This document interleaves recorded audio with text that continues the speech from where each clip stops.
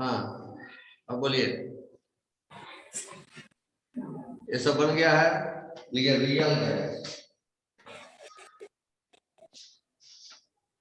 Sir इसमें book में देखे थे तो कोलिजन डायमीटर करके कुछ था। निगलेक्ट कर दिया यार। किस बुक में? इसमें नहीं था। और उसके लिए हमको सिन्हा बहुत में चीज कोलिजन पढ़ाना डायमीटर। पहले रियल गैस पढ़ा देते हैं तब, ठीक है। ठीक है सर। रियल गैस पहले पढ़ा तो उस समय बहुत डिफरेंशिएशन वगैरह सब बिना मतलब का एक छोटा सा क्वेश्चन बनता है। पहले रियल गैस पढ़ा लेंगे तब उसको बताएंगे, ठीक है। Yes sir. रियल गैस क्या है? रियल गैस में पहला पॉइंट है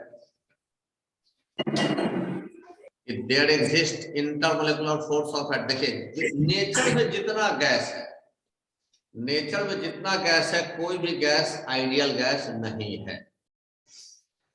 नेचर में जितना गैस है उसमें कोई भी गैस आइडियल गैस नहीं है, ठीक है। तो अगर नेचर में जितना गैस है उसमें कोई भी गैस आइडियल गैस नहीं है, तो आइडियल गैस नहीं है तो उसके बारे में आप क्या सोच सकते हैं? नेचर में जितना भी गैस है, कोई गैस आइडियल गैस नहीं है, तो कौन सा ऐसा पॉइंट है काइनेटिक थ्योरी ऑफ गैस का, कौन सा ऐसा पॉइंट है जो जो आइडियल गैस के कॉन्सेप्ट से डिफरेंशिएट हो रहा है इस नेचर में जो गैस मौजूद है उसमें? इस नेचर में जितना गैस मौजूद है उसका कौन सा पॉइंट है जो काइनेटिक थ्योरी ऑफ गैस से डिफर कर रहा है? तो काइनेटिक थ्योरी ऑफ गैस में हम लोगों ने पढ़ा था कि there is no any intermolecular force of attraction और repulsion. There is no any intermolecular forces of attraction और रिपल्सन, ये हम लोगों ने पढ़ा था kinetic theory of gas. Yes sir. यहाँ हमको पढ़ना है रियल गैस जो भी है, जो भी इस नेचर में गैस मौजूद है उसमें yes there is an intermolecular force of attraction और रिपल्सन बिटवीन मॉलिक्यूल्स। पहला पॉइंट है कि there is an intermolecular force of attraction और repulsion between molecules. Intermolecular force of attraction और रिपल्सन बिटवीन मॉलिक्यूल्स। दिख रहा है ना? हम थोड़ा एचडी कर दिए हैं कैमरा, दिख रहा है ना? यस सर दिख रहा है। यस सर दिख रहा है। ओके। उसके बाद दो ही बड़ा इंपॉर्टेंट पॉइंट था जो फॉल्टी पॉइंट है। फॉल्टी माने क्या? डिफेक्ट है, डिफेक्टिव पॉइंट है काइनेटिक थ्योरी ऑफ गैस का। एक कि काइनेटिक थ्योरी ऑफ गैस कहता है कि there is no any intermolecular force of attraction between molecules. Real gas जो है इस नेचर में उसमें yes there is an intermolecular force of attraction और रिपल्सन बिटवीन मॉलिक्यूल्स। उसके बाद काइनेटिक थ्योरी ऑफ गैस कहता है कि गैस के मॉलिक्यूल का वॉल्यूम नेग्लिजिबल होता है पूरे गैस के वॉल्यूम के तुलना में। रियल गैस का कॉन्सेप्ट कहता है कि नो, गैस का मॉलिक्यूल जीरो नहीं होता है, गैस का मॉलिक्यूल जीरो नहीं होता है। Volume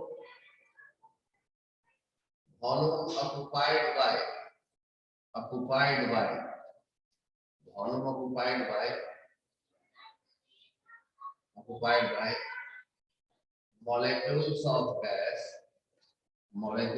gas is non-zero। non-zero माने क्या? जीरो नहीं है, कुछ ना कुछ मॉलिक्यूल का वॉल्यूम है, मॉलिक्यूल का वॉल्यूम जीरो नहीं है, जीरो नहीं है, कुछ ना कुछ मॉलिक्यूल का वॉल्यूम है, ये बात बोल रहा है, ठीक है। देखिए है क्या, जब गैस के मॉलिक्यूल्स दूर दूर रहते हैं, दूर दूर रहता है तो अट्रैक्शन फोर्स डोमिनेटिंग होता है, और जब वो नजदीक आता है कोलिजन करने के कगार, कोलिजन करने के कगार, तो उस समय वहां रिपल्सन फोर्स लगना शुरू हो जाता है। तो गैस के मॉलिक्यूल्स में के बीच अट्रैक्शन फोर्स भी काम कर रहा है और रिपल्सन फोर्स भी काम कर रहा है। माने when the molecules is just before collision, collision से पहले उस पर रिपल्सन फोर्स शुरू हो जाता है, ठीक है। लेकिन कोलिजन से जब दूर दूर है तो उसके बीच अट्रैक्शन फोर्स लगना शुरू हो जाता है, ठीक है। इसलिए हम कहते हैं कि अट्रैक्शन या रिपल्सन फोर्स दोनों मौजूद है किसमें, रियल गैस के मॉलिक्यूल्स। जो भी इस नेचर में गैस है, जो भी इस नेचर में गैस है, उस गैस के मॉलिक्यूल्स के बीच अट्रैक्शन फोर्स या रिपल्सन फोर्स मौजूद रहता है। रिपल्सन फोर्स कब आता है, कब डोमिनेट होता है, when the molecules of gas are about to collide, जब वो कोलिजन करने के दौरान, माने कोलिजन करने की कोशिश कर रहा है, उस समय उसके पास intermolecular force of repulsion active हो जाता है। और जब मॉलिक्यूल्स दूर दूर है तो उस समय उसके पास intermolecular force of attraction active रहता है, ठीक है। क्लियर हुआ? Yes sir. Yes sir. उसके बाद PV is not equal to nRT। PV बराबर nRT को फॉलो करता है कौन, रियल आइडियल गैस। अब PV इक्वल टू nRT का फॉलो नहीं करता है कौन, रियल गैस, ठीक। अरे बात समझ में आया? यस अब सर। रियल गैस दो तरह का होता है। एक होता है मेन, जो हमको पढ़ना है van der Waals real gas पढ़ना है, हमको मेनली पढ़ना है van der Waals real gas. जिस van der Waals real gas में हम लोग केवल कल्पना करते हैं कि अट्रैक्शन फोर्स है, ठीक है। Van der Waals real gas किसको कहेंगे, हमको van der Waals real gas ही पढ़ना है। Van der Waals real gas, van der Waals real gas किसको कहेंगे, when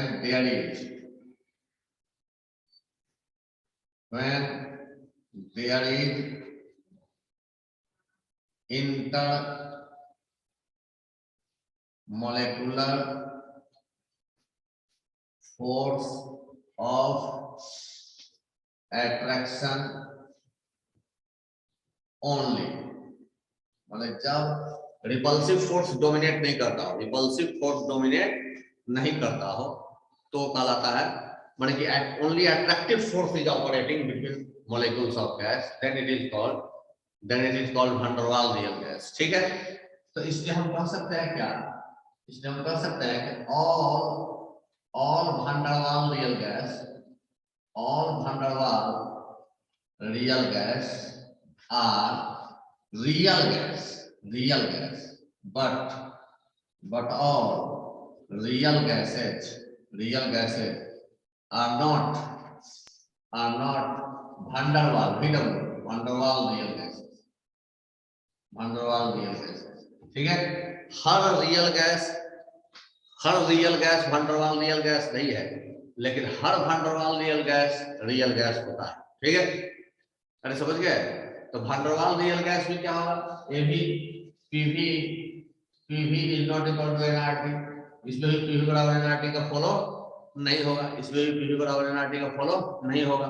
अब हमारे पास क्या है, मान लेते हैं हम लोग कोई van der Waals real gas लिए है, van der Waals real gas लिए है, इसका मतलब क्या हो गया, van der Waals real gas लिए है, इसका मतलब हुआ कि उस गैस के मॉलिक्यूल्स के बीच intermolecular force of attraction effective है, पहला पॉइंट। और दूसरा पॉइंट क्या है कि गैस के मॉलिक्यूल का वॉल्यूम जीरो नहीं है, गैस के मॉलिक्यूल का वॉल्यूम जीरो नहीं है, गैस का मॉलिक्यूल कुछ वॉल्यूम ऑक्यूपाई करता है, गैस का मॉलिक्यूल कुछ वॉल्यूम ऑक्यूपाई करता है, ठीक है। गैस का मॉलिक्यूल कुछ वॉल्यूम ऑक्यूपाई करता है। Yes sir. तो अब गैस का जो हमने पढ़ा था ideal volume, what is the volume of gas, what is the volume of gas, what is the ideal volume of a gas। तो इसके लिए हमने कहा था कि it is the total available free space for free movement of molecules, total available free space for free movement of molecules is called ideal volume या volume of any gas। तो चूंकि आइडियल गैस ही अभी तक हम पढ़ रहे थे, अभी तक हम आइडियल गैस ही पढ़ रहे थे, तो उस आइडियल गैस का जो वॉल्यूम होगा, जिस बर्तन में उसको रखते हैं उस गैस के मॉलिक्यूल का वॉल्यूम जीरो होता है, इसलिए पूरा वेसल का वॉल्यूम ही उसका पूरा अवेलेबल फ्री स्पेस होता है फॉर फ्री मूवमेंट। इसलिए हम लोग वेसल का वॉल्यूम ही गैस का वॉल्यूम मान लेते थे, ठीक है। What is the ideal volume, ये जरूर लिख लेते हैं फिर एक बार। आइडियल वॉल्यूम किसको कहते हैं, ideal volume, ideal volume. It is the total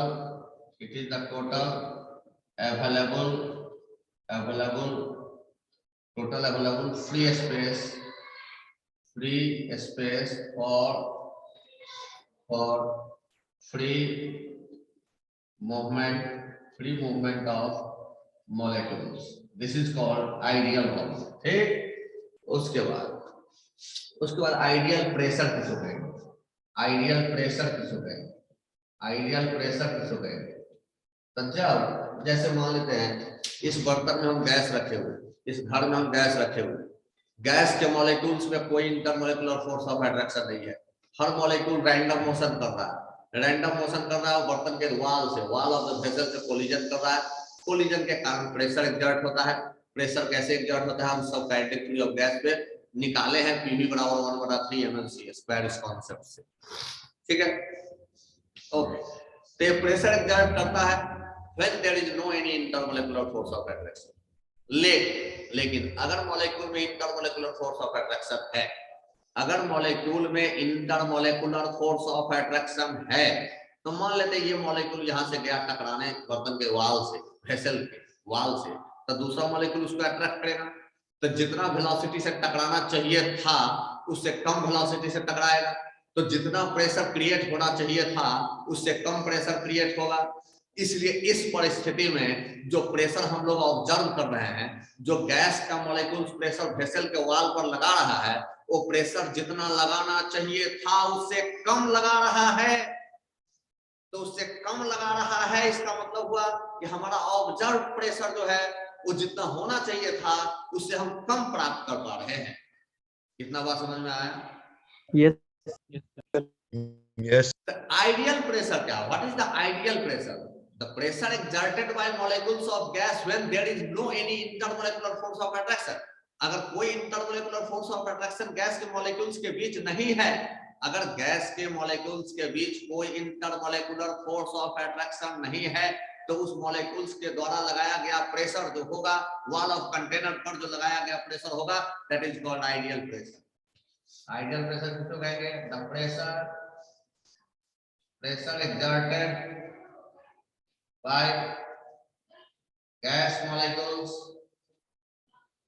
exerted by gas molecules, when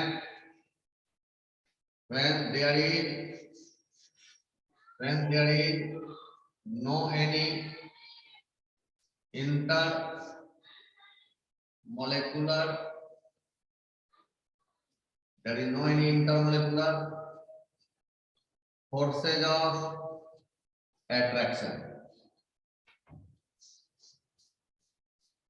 Intermolecular forces of attraction. Pressure exerted by gas molecules when there is no any intermolecular forces of attraction. ठीक है, कितना बात समझ गया? तो अगर किसी gas का, अगर किसी भांडरवाल रियल गैस को हम लेते हैं या रियल गैस को लेते हैं, तो रियल गैस में इंटरमोलेकुलर फोर्स ऑफ अट्रैक्शन रहता है। तो इंटरमोलेकुलर फोर्स ऑफ अट्रैक्शन रहता है तो रियल गैस का आइडियल प्रेशर क्या सोचेंगे कि भाई ये रियल गैस इस बर्तन में है, ये गैस का मॉलिक्यूल जा रहा है प्रेशर लगाने, कुछ मॉलिक्यूल जा रहा है तो दूसरा मॉलिक्यूल उसको अट्रैक्ट भी तो कर रहा है। इसके कारण जितना प्रेशर क्रिएट होना चाहिए था उससे कम प्रेशर हम ऑब्जर्व कर पा रहे हैं। तो इसलिए एक्चुअल प्रेशर जो हमको दिख रहा है, प्रेशर जो हम मेजरमेंट कर रहे हैं प्रेशर, वो जितना होना चाहिए था उससे कम दिख रहा है। तो इससे कम दिख रहा है तो होना कितना चाहिए था, तो जो दिख रहा है अब प्लस कितना कम लग रहा है। कितना बात समझ पा रहे हैं? Yes sir. तो जितना कम लग रहा है उसको हमको जोड़ना पड़ेगा। इसको कहते हैं करेक्शन टर्म। क्या कहते हैं? Correction term.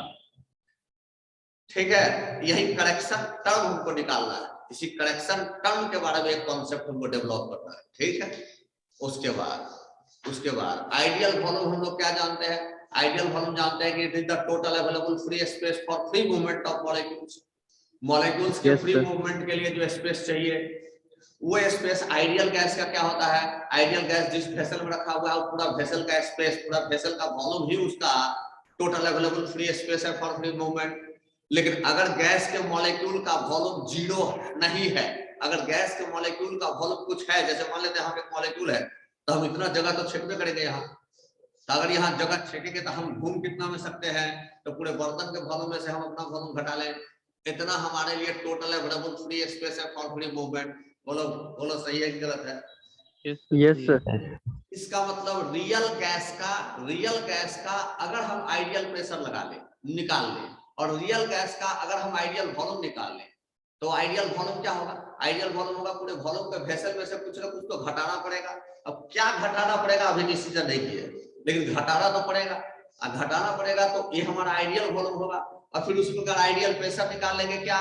जो प्रेशर निकला है, जो प्रेशर गैस का मॉलिक्यूल लगा रहा है बर्तन के दीवार पर, उस प्रेशर में अगर करेक्शन टर्म को जोड़ देंगे, जो इंटरमोलेकुलर फोर्स ऑफ अट्रैक्शन के कारण प्रेशर में कमी हमको नजर आ रही है, वो कमी अगर हम किसी तरीका से पता कर लिए और उसको हम जोड़ दिए तो हमारा आइडियल प्रेशर हो जाएगा, और तब तो हम पीवी बराबर एनआरटी लगा सकते हैं। Corrected pressure, corrected pressure plus एक गुना करेक्टेड वॉल्यूम बराबर एनआरटी तो लगा सकते हैं। अरे बात समझे? हाँ यस सर। इसलिए अगर वान डेर वाल रियल गैस लिया या रियल गैस कोई लिया, तो उस वान डेर वाल रियल गैस का आइडियल प्रेशर, वान डेर वाल रियल गैस का आइडियल प्रेशर, वान डेर वाल रियल गैस का आइडियल प्रेशर क्या होगा? जो प्रेशर ऑब्जर्व कर रहे हैं प्लस करेक्शन टर्म। यहाँ पीसी क्या है? Correction term. ठीक है।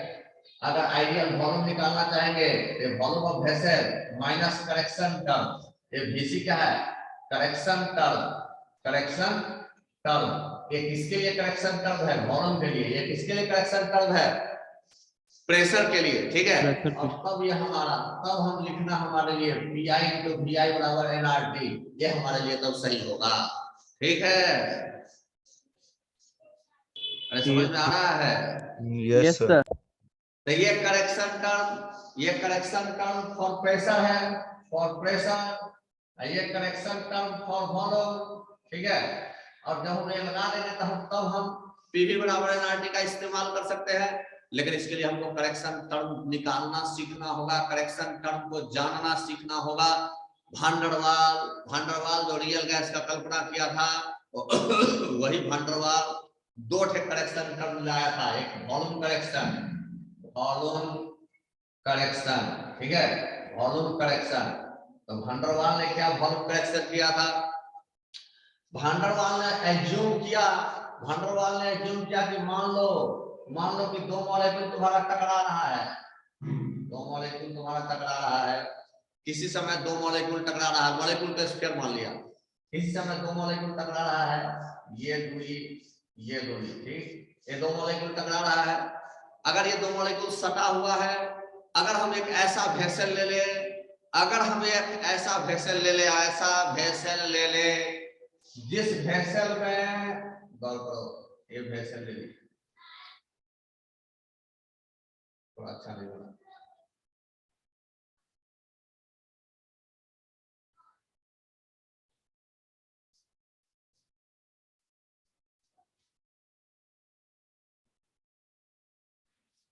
ये जो वेसल हमको दिख रहा है, इस वेसल में अगर ये दो मॉलिक्यूल रहेगा तो हमेशा सटा हुआ रहेगा कि नहीं रहेगा? बोलिए। हमेशा सटा हुआ रहेगा। तो क्या ये इस वेसल में ये दो मॉलिक्यूल फ्री मूवमेंट कर सकता है? No sir. नहीं कर सकता है। तो अगर फ्री मूवमेंट नहीं कर सकता है तो यही से हम करेक्शन टर्म निकाल सकते हैं। बोलिए। इसका मतलब हुआ कि दो मॉलिक्यूल इफेक्टिवली ऑक्युपाई किया है इतने वॉल्यूम को, क्योंकि ये दो मॉलिक्यूल ऐसे चाहे ऐसे, जैसे एक गोला मान लिया हम, ये गोला एक डॉटेड वाला एक बड़ा गोला है, इस गोला में दो मॉलिक्यूल ऐसे रहे चाहे ऐसे रहे, ये सटा हुआ ही होगा, और सटा हुआ ही होगा तो फ्री मूवमेंट नहीं होगा। इसका मतलब पूरे डॉटेड गोला का वॉल्यूम जो है, this is the volume occupied by molecules effectively। बोलिए। यस। लेकिन ये क्या मॉलिक्यूल का है? दो मॉलिक्यूल का। अरे समझ रहे बात? यस सर, दो मॉलिक्यूल। तो इसलिए volume effectively occupied by two molecules बराबर क्या होगा देखो ना, ये अगर R है तो ये R है, एक और होगा इसका इस मॉलिक्यूल का रेडियस R, तो यहां से यहां तक ये 2R हो गया, ये R तो ये भी 2R, मतलब ये पूरा डायमीटर कितना हो गया हमारा 4R। 2R 4R, बोलिए यस सर। ये पूरा डायमीटर हमारा 4R हो गया, तो 4R का आधा 2R, 2R is the radius of this dotted sphere, diameter yes sir. diameter of dotted sphere पूरा कर दिया कर dotted sphere, diameter of dotted sphere क्या हो जाएगा हमारा 4R होगा। 4R। देखो यहाँ कैसे किए R प्लस R 2R, अभी यहाँ 2R 4R हो गया diameter, the radius of dotted sphere हो जाएगा 2R, तो इस डॉटेड स्फीयर का जो वॉल्यूम होगा 4/3 पाई into 2R to the power 3, this total volume of this dotted sphere is the volume effectively occupied by these two molecules, क्योंकि इस volume में ये दोनों मॉलिक्यूल कभी भी फ्री मूवमेंट नहीं करेगा, तो इससे हमको ये स्पष्ट हुआ कि this is the volume occupied by This is the volume effectively occupied by these two molecules. बात क्लियर है? Yes sir. इसका मतलब क्या कि अगर इस दो मॉलिक्यूल को हम इस घर में रख दें, अगर इस दो मॉलिक्यूल को हम इस घर में रख दें, तो इस घर का कितना volume total available free space होगा for the free movement of these two molecules, तो पूरे घर के वॉल्यूम में से इस वॉल्यूम को घटा देंगे, क्योंकि ये वॉल्यूम जो है this is the volume occupied effectively by these two molecules, पूरे घर के वॉल्यूम में से अगर इतना वॉल्यूम को घटा देंगे, that volume is the total available free space for free movement of molecules, and this will be the ideal volume of the two gas. Clear हुआ? Yes sir. Yes sir. Yes sir. कितना photo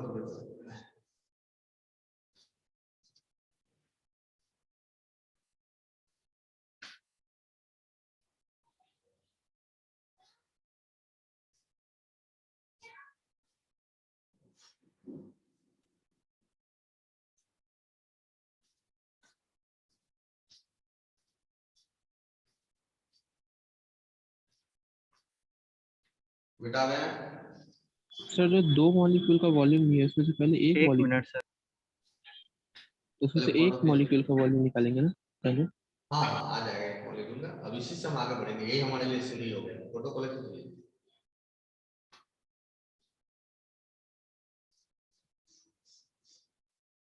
बेटा में yes sir. एक minute.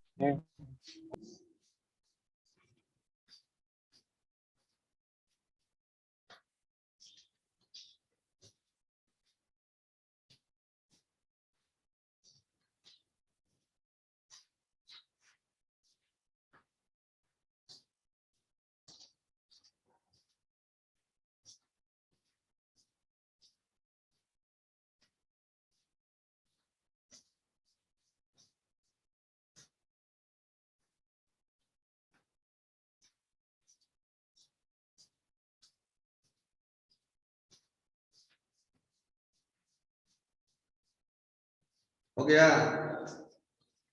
Yes yes sir.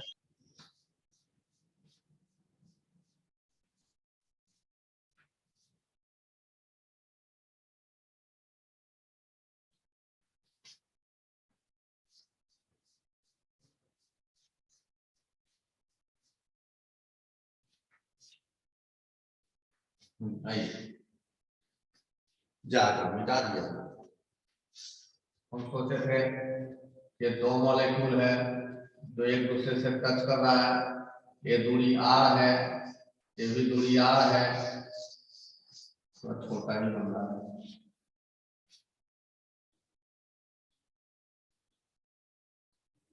ये r है, ये r है, अगर इसको हम ये डॉटेड स्फीयर था ये R तो ये 2R, ये R से 2R, टोटल डायमीटर हो गया 4R, पूरे डॉटेड स्फीयर का डायमीटर है 4R, तो उस डॉटेड स्फीयर का रेडियस होगा 2R। तो volume effectively occupied by two molecules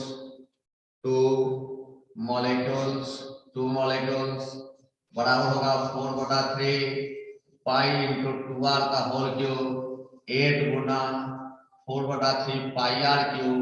ये क्या है? ये है वॉल्यूम ऑफ वन मॉलिक्यूल, इसको स्मॉल भी बोलते हैं। ये हमारा 8B हो जाएगा। ठीक है, इतना बात बोलिए, कोई दिक्कत है इसमें? No sir.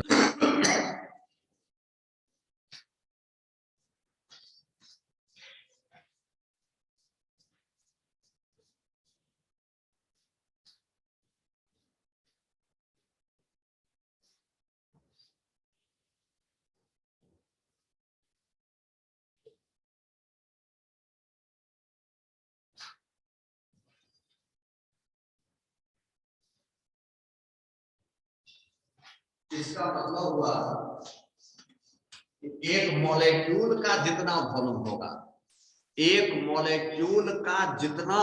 होगा, उसका 8 गुना वॉल्यूम वो मॉलिक्यूल पूरे वेसल में ऑक्युपाई करके रखता है। 8 गुना कर देगा 2 मॉलिक्यूल। अगर किसी वेसल में हम 2 ठे मॉलिक्यूल लिए हैं, तो उस 2 ठे मॉलिक्यूल के कारण उस वेसल का कितना वॉल्यूम इफेक्टिवली ऑक्युपाई रहता है, तो उस एक मॉलिक्यूल का वॉल्यूम निकालो, उसका 8 गुना वॉल्यूम इफेक्टिवली ऑक्युपाइड रहता है। और इसलिए टोटल अवेलेबल फ्री स्पेस जो होगा उस 2 मॉलिक्यूल के लिए, वो टोटल अवेलेबल फ्री स्पेस होगा पूरे बर्तन का वॉल्यूम में से। ये पूरा समझ में आया? Yes sir. तो अगर पहले 2 के लिए हम निकाले तो वॉल्यूम इफेक्टिवली ऑक्युपाइड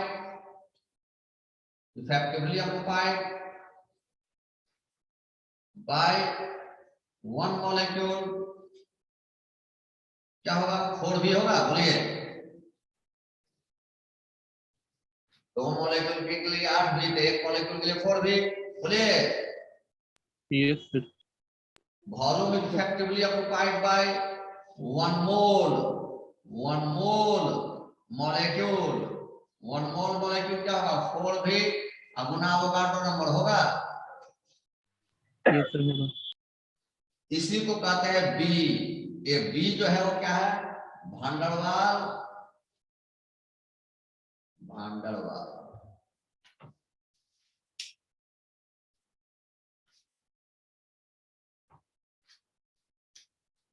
ये बी है भांडरवाल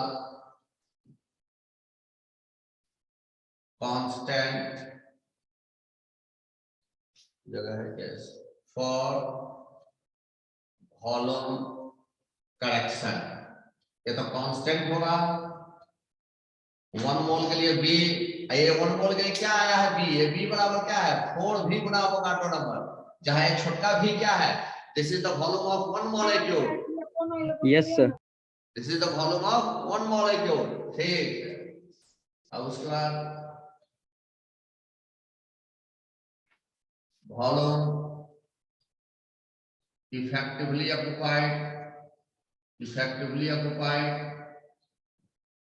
by 1 मोल गैस। 1 मोल के लिए तो मालूम मिल ही गया। n मोल के लिए करो, n मोल गैस बराबर क्या हो जाएगा? n गुना b। 1 मोल के लिए b, तो n मोल के लिए क्या हो जाएगा? n गुना b। बोलिए, होगा? Yes sir. जी सर। इसलिए आइडियल वॉल्यूम बराबर क्या होगा? पूरे बर्तन का वॉल्यूम माइनस ये। बोलो, यस सर। बोलिए। Yes sir. सर लेकिन आर तो बदल रहा है ना। मतलब अलग अलग गैस के लिए तो आर अलग अलग होगा ना। तो सब गैस के लिए आर अलग अलग होगा, तो सबके लिए इसका वैल्यू देखते हैं बी क्या है, सब गैस के लिए बी निकाल के दिखाएंगे, सब गैस के लिए बी का वैल्यू अलग अलग होगा, ओ सर। लेकिन तो हाँ सर उस गैस के लिए जो होगा वो कांस्टेंट। हाँ ये बी का एक ही वैल्यू गैस में सभी नहीं गैस का सेम नहीं ना होगा, सभी गैस का अलग अलग बी का वैल्यू होगा, और जो होगा वो उस गैस के लिए हर टेम्परेचर हर प्रेशर पर कांस्टेंट। समझिए बात, बोलिए। Yes yes sir. Sir. Okay, अब देखिए, ये तो हमारा हो गया रियल गैस का आइडियल वॉल्यूम हम लोगों ने निकाल लिया। ठीक, बी का यूनिट क्या होगा, बी का यूनिट क्या आप लिखिएगा, एक मोल के लिए मीटर क्यूब पर मोल ऐसा यूनिट, या लीटर पर मोल, अरे 1 मोल का इफेक्टिवली ऑक्युपाइड वॉल्यूम, 1 मोल गैस का इफेक्टिवली ऑक्युपाइड वॉल्यूम ही तो है ये बी। बोलिए yes sir. Yes. Clear. Yes sir. अब आता है दूसरा करेक्शन है, पहला करेक्शन हमारा पढ़ लिए, अब हमारा है pressure correction. Pressure correction, pressure correction, pressure correction क्या है, प्रेशर करेक्शन है कि कोई भी रियल गैस, कोई भी रियल गैस, कोई भी रियल गैस जो है वैन रियल गैस जो है उसमें इंटरमोलेकुलर फोर्स ऑफ अट्रैक्शन रहता है। तो इंटरमोलेकुलर फोर्स ऑफ अट्रैक्शन रहता है, तो ये इंटरमोलेकुलर फोर्स ऑफ अट्रैक्शन के कारण प्रेशर जितना लगाना चाहिए उससे कम लग रहा है। बोलिए, यस सर। तो अगर उससे कम लग रहा है तो इसका मतलब आइडियल प्रेशर आप क्या लिखिएगा, P जो लग रहा है, जो हम ऑब्जर्व कर रहे हैं, जो हम मेजरमेंट कर रहे हैं, अब प्लस करेक्शन टर्म। बोलिए यस सर। यस होगा। सर। Yes, sir. अब देखो, अब देखो, अब देखो, ये करेक्शन टर्म, ये करेक्शन टर्म, करेक्शन टर्म जैसे मान लो यहाँ ये किसी बर्तन का दीवार है, यहाँ कोई एक मॉलिक्यूल टकराने जा रहा है, तो कोई मॉलिक्यूल टकराने जा रहा है, कोई पीछे से कोई मॉलिक्यूल इसको खींच भी तो रहा है। बोलो, खींच रहा है कि नहीं खींच रहा है? Yes sir. खींच रहा है, तो ये जितना वेलोसिटी से टकराना चाहिए उससे कम वेलोसिटी से टकराएगा या नहीं टकराएगा? सर कम वेलोसिटी से टकराएगा। तो इसका मतलब जो प्रेशर प्रोड्यूस करेगा वो कम प्रेशर प्रोड्यूस होगा। बोलो, यस सर कम यस होगा। सर। तो कम प्रेशर प्रोड्यूस होगा तो इसका मतलब उसमें ज्यादा करेक्शन टर्म जोड़ना होगा। हाँ यस कितना बात क्लियर है? यस। Yes sir. हम क्या लिखे, हम लिखेंगे ए अट्रैक्शन फोर्स, अट्रैक्शन फोर्स ए हाई, अट्रैक्शन फोर्स ज्यादा है, देन पी माने ये पी माने ऑब्जर्व प्रेशर, पी माने ऑब्जर्व्ड प्रेशर। ठीक है, ए लेस, बोलो लेस होगा, बोलो यस सर होगा। Yes sir. इसका मतलब ये जितना कम प्रेशर यहाँ क्रिएट कर रहा है उतना ज्यादा करेक्शन टर्म, इसका मतलब पीसी इज हाई। बोलो होगा, करेक्शन टर्म ज्यादा जोड़ना होगा, जोड़ना होगा कि नहीं जोड़ना होगा? Yes sir. Yes sir. इसका मतलब आप क्या कंक्लूजन ड्रॉ कर सकते हैं कि correction term is directly proportional होगा attraction force, attraction force between molecules. बोलो ये होगा कि नहीं होगा? यस सर होगा। ये अट्रैक्शन फोर्स ज्यादा कब होगा, ये अट्रैक्शन फोर्स ज्यादा कब होगा जबकि इसको चारों तरफ बाहर से ज्यादा मॉलिक्यूल खींच रहा है, इसको चारों तरफ से जितना Yes, sir. ज्यादा मॉलिक्यूल खींचेगा उतना ज्यादा ये अट्रैक्ट होगा, उतना कम ये प्रेशर लगाएगा, उतना ज्यादा हमको करेक्शन टर्म यूज करना होगा। बोलिए यस सर। Yes sir. तो इसका मतलब हुआ कि इस पर करेक्शन टर्म ये डिपेंड करेगा अट्रैक्शन फोर्स के। इसका मतलब करेक्शन टर्म डिपेंड करेगा किस पर? Number of surrounding molecules. बोलिए। हाँ जी yes sir sir. Yes sir So it is directly proportional to number of surrounding molecules. Surrounding molecules. बोलो डिपेंड करेगा कि नहीं करेगा? यस सर करेगा। Yes sir. सराउंडिंग मॉलिक्यूल्स करेगा मतलब क्या है? इसको हम कह सकते हैं नेबरिंग मॉलिक्यूल्स। बोलो बोल सकते हैं? यस सर बोल। हाँ वो इसका मतलब ये नेबरिंग मॉलिक्यूल्स कब ज्यादा होगा? जब गैस का बर्तन में गैस का नंबर ऑफ मॉलिक्यूल्स पर यूनिट वॉल्यूम ज्यादा हो। Yes sir. यस सर अरे अगर इस बर्तन में हम गैस रखे हुए हैं तो गैस रखे हुए हैं तो हर मॉलिक्यूल एक साथ टकराने तो नहीं जाएगा ना। जो कोई टकरा रहा है तो दूसरा उसको खींचेगा, तो दूसरा खींचने वाला ज्यादा से ज्यादा हो। ये डिपेंड करता है कि इसमें ज्यादा से ज्यादा मॉलिक्यूल हो। बात समझ रहे? Yes sir. अब ज्यादा से ज्यादा मॉलिक्यूल लेंगे, अब वॉल्यूम बहुत बड़ा ले लेंगे तब तो इफेक्ट घट जाएगा। तो इसलिए नंबर ऑफ मॉलिक्यूल्स ज्यादा से ज्यादा हो पर यूनिट वॉल्यूम। Yes sir. इसका मतलब ये पीसी डायरेक्टली प्रोपोर्शनल होगा नंबर ऑफ मॉलिक्यूल्स पर unit volume. Number of molecules पर यूनिट वॉल्यूम। बोलो क्या क्या? बोलिए। Yes sir. इसको हम कहेंगे n by v। इसका मतलब करेक्शन टर्म डायरेक्टली प्रोपोर्शनल होगा n by v। n by v का मतलब क्या हुआ? नंबर ऑफ मॉलिक्यूल्स टेकन पर यूनिट वॉल्यूम और नंबर ऑफ मोल्स। इसी को हम लिख देंगे, देखो n बाय एवोगाड्रो नंबर से भाग दे दो। अगर नंबर ऑफ मॉलिक्यूल्स में तुम एवोगाड्रो नंबर से भाग दे देता है तो होता है नंबर ऑफ मोल्स। इसलिए करेक्शन टर्म डायरेक्टली प्रोपोर्शनल होगा small n by v। Small n by v क्या हुआ? Number of moles per unit volume taken. बोलो बोलो करेक्शन टर्म इसके डायरेक्टली प्रोपोर्शनल होगा कि नहीं होगा? यस होगा इतना तक कोई दिक्कत है? बोलिए। No sir. No sir. नहीं है अब सर। गौर करो। अब मान लो कि ये एक मॉलिक्यूल टकराने जा रहा है। हम पूरा अट्रैक्शन फोर्स कैलकुलेट कर लिए, सब कैलकुलेट करके देखे तो 2 आया करेक्शन टर्म 2 आया। फिर दूसरा मॉलिक्यूल टकराना जाएगा तब भी 2, फिर तीसरा टकराना जाएगा तब भी 2, फिर चौथा टकराना जाएगा तब भी 2। इसका मतलब करेक्शन टर्म डिपेंड करेगा। अगर मान लेते हैं 4 मॉलिक्यूल टकराना गया तो करेक्शन टर्म 2 गुना 4 8 होगा कि नहीं होगा? Yes sir. फिर नंबर ऑफ मॉलिक्यूल्स पे। हाँ, इसका मतलब है कि ये करेक्शन टर्म इस पर तो डिपेंड किया ही। It is again directly proportional to the number of collision with the wall of container. बोलिए। Yes sir. Yes sir.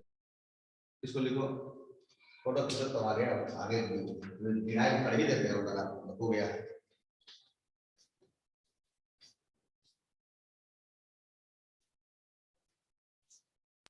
Yes घीच। सर हो गया। इसलिए यस सर।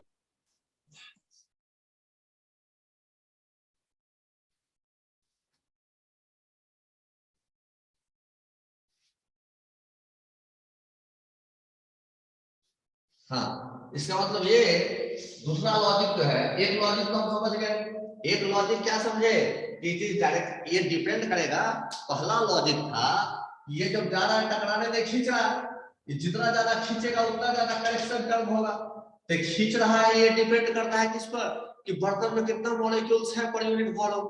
जितना ज्यादा मॉलिक्यूल्स पर यूनिट वॉल्यूम होगा उतना ज्यादा इसका नेबरिंग मॉलिक्यूल होगा खींचने वाला, उतना ज्यादा प्रेशर यहाँ कम लगाएगा तो आइडियल प्रेशर प्राप्त करने के लिए उसको करेक्शन टर्म ज्यादा जोड़ना पड़ेगा।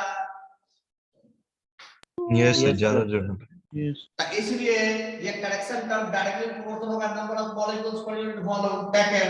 नंबर ऑफ मॉलिक्यूल्स का एवोगाड्रो नंबर से भाग देंगे तो नंबर ऑफ मोल्स हो जाएगा, तो number of moles per unit volume taken. ठीक। Yes sir. अब हम दूसरा लॉजिक हमने दिया। दूसरा लॉजिक दिया ये जो एक मॉलिक्यूल टकराने जा रहा है, मान लो करेक्शन टर्म यहाँ 2 आया, तो दूसरा टकराने जाएगा तो फिर 2, तीसरा टकराने जाएगा तो फिर 2, चौथा टकराने जाएगा तो फिर 2। इसका मतलब this correction term is again directly proportional to number of collision with the wall, with the wall per second. Book. Yes, sir. चूंकि एक बार बता कोलिजन करता है तो उसके कारण चेंज इन मोमेंटम होता है।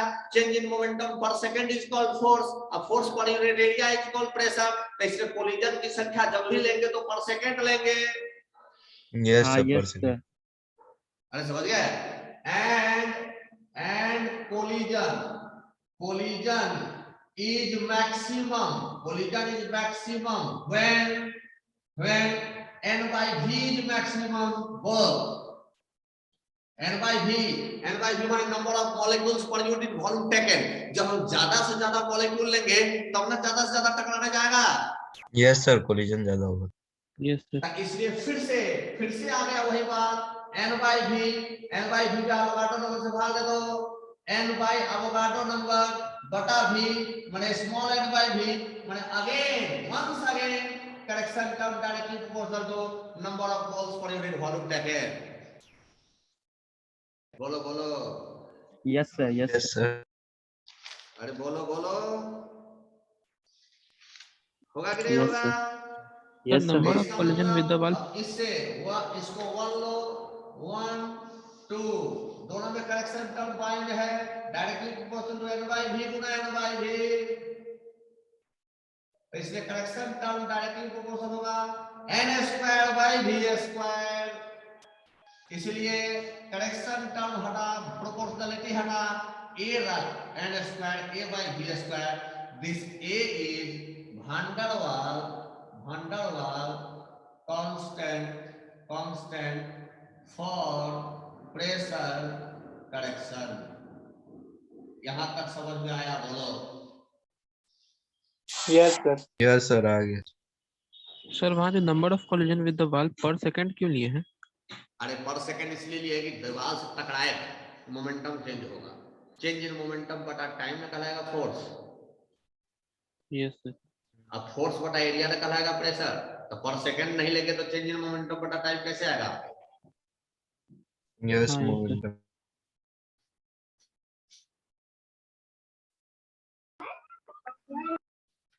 फोटो खींचिए।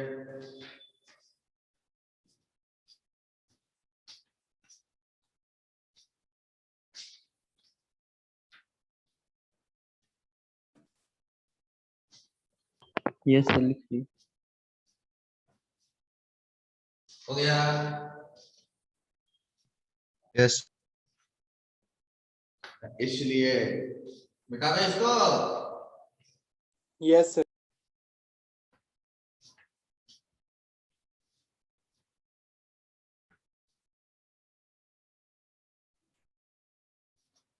सुभाष कुमार समझ में आ रहा है कि नहीं है? मास्कोला क्या नाम है उसका? अमन सिंह। यस सर आ रहा है। और कहाँ गलो छोड़ा? सर वो गाँव गया हुआ है, सोया हुआ है। सुतले है मकर संक्रांति मना रहा होगा। हाँ देखो, तो इसलिए आइडियल प्रेशर बराबर हमारा होगा, आइडियल प्रेशर बराबर होगा जो पी हम ऑब्जर्व कर रहे हैं plus n square a by v square. Ideal volume बराबर हमने क्या लिखा है? v minus L B. अब तू बता, अब तुम पी आई वी आई बराबर है ना टी, पी आई की जगह क्या लेंगे? p plus n square a by v square. अब vi की जगह क्या लेंगे? v माइनस एल बी बराबर nRT। This is called van der Waal equation for n mole gas. अगर n बराबर 1 ले लेंगे, n बराबर 1 ले लेंगे तो ये हो जाएगा। अच्छा बात देख रहे, अरे समझ गए? Yes. van der Waals real gas equation, real gas equation for n mole gas. हो गया। ए क्या है? Yes. Van der Waal constant for pressure correction. ये ए क्या है? Van der Waal constant for pressure correction. A का यूनिट लिख। पीसी बराबर आया है क्या? n square a by v square. A बराबर क्या होगा? पीसी गुना v square by n square. PC माने क्या? एटमॉस्फेयर गुना v स्क्वायर गुना लीटर स्क्वायर अब बटा mole square. This is the unit of Yes. A। This is the unit of A। Clear है? सर ए का कुछ वैल्यू भी आएगा? हाँ, A का वैल्यू आएगा, अलग अलग गैस के लिए अलग अलग आएगा। यस। जैसे B का वैल्यू अलग अलग गैस के लिए अलग अलग था, वैसे ही A का भी वैल्यू अलग अलग गैस के लिए अलग अलग आएगा। क्लियर? Yes sir. और सर Yes. बी का Yes, sir. L cube by L cube पर मोल होगा बी का। हाँ। अब ये B किस बात पर निर्भर करेगा? एक बात बता, हम बहुत मोटा तगड़ा रहेंगे, ज्यादा जगह छेकेंगे कि नहीं छेकेंगे? Yes sir. Yes sir, ठीक। चलिए अब इसके बारे में बताएंगे। B का वैल्यू कैसे डिसाइड होगा A का, फिर इसका वंडरवाल इक्वेशन का कई रूप है। अभी तो हम केवल इक्वेशन निकाले हैं, ठीक है? अभी तो हम केवल इक्वेशन निकाले हैं, कई रूप है।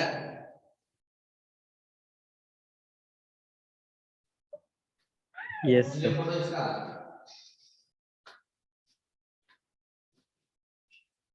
हो गया? Yes sir, yes। कल इसके आगे बात करेंगे हम, कल नहीं सोमवार को। आप लोग अभी वस्तु बना रहे हैं? नमस्ते सर, आज स्टार्ट वो तो करेंगे। एनावस्थी भी नहीं बना रहे हैं, अब आज बनाना से शुरू कर बनाएंगे। दीजिए ना। हाँ, बनाना शुरू कर दीजिए, क्योंकि जब तक आप बनाइएगा तब तक ही खत्म हो जाएगा रियल गैस। सब बात बता दिए, रियल गैस में फंसिएगा, रियल गैस खाने में अभी समय लगेगा आपको सवाल में, ठीक है? Sir real gas sir Sinhalal Ghosh में नहीं है कि सर 31 में, सर 31 तक के बाद है वो वाला क्वेश्चन जो आप एक बार बनवाए थे 31। हाँ, 31 वाला वो है van der Waals gas equation, real gas equation का, ठीक है? आइडियल गैस लॉ वाले चैप्टर में सर, आइडियल गैस लॉ वाले चैप्टर में 31 के बाद जो क्वेश्चन बचा है वही है रियल गैस का। हाँ, वही रियल गैस का है। एन अवस्थी बनाएगा 100 बन जाएगा, ठीक है? उसमें एक सवाल जो होगा वो ठीक आ जाएगा, कल अगला क्लास में आ जाएगा वो चीज, ठीक है? Yes sir. क्या है राजेश कुमार, ऑर्गेनिक स्टार्ट होने में अभी कितना टाइम लगेगा सर? एक न्यू बच्चा पूछ रहा था। बुआ रे, इस चैप्टर के बाद ऑर्गेनिक हो जाएगा, जो 2-3-4 क्लास चैप्टर लगेगा, उसके बाद ऑर्गेनिक शुरू हो जाएगा, ठीक है? Yes sir. चिंता मत कीजिए। कितना बात समझ में आ गया सभी को? Yes sir। क्योंकि ऑर्गेनिक में बहुत कॉन्सेप्ट वाला चीज है। जनरली जो लोग पढ़ता है यहाँ ऑर्गेनिक केमिस्ट्री, वो ऑर्गेनिक है नहीं। आप लोगों में +2 वाला बैच का बच्चा सब है। ऑर्गेनिक क्या मजा का चीज है वो, उससे पूछेगा तो पता चलेगा आपको। ऑर्गेनिक जो जनरली इस समय पढ़ता है बच्चा, वो सब पढ़ता नहीं ऑर्गेनिक, वो केवल रट बट रहा है, ठीक है?